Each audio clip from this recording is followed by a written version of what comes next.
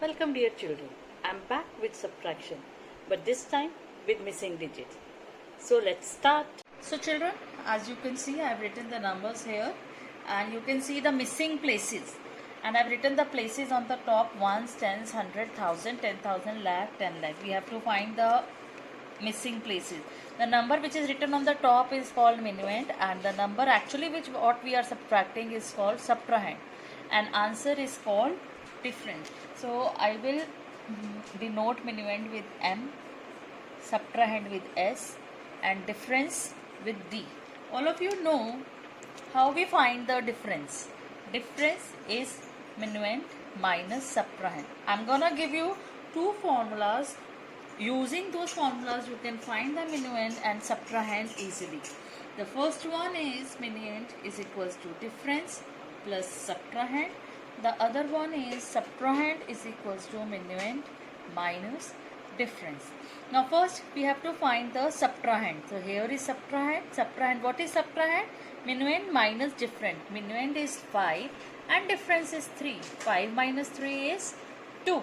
So what I'm gonna do, I'm gonna write here 2. Next is minuend. Minuend is here. Minuend means difference plus subtrahend. So difference is 1 and subtrahend is 1. 1 plus 1, 2. So what I'm gonna write? I'm gonna write here 2. Next is difference. Difference, all of you know, 3 minus 0 is 3. Next is minuend. Minuend again here. So what is minuend? Minuend is difference plus subtrahend. 2 plus 2 is 4. So I'll write 4. Next is subtrahend. So subtrahend is here. Subtrahend is minuend minus different. Minuend is 8 and difference is 3. 8 minus 3 is 5.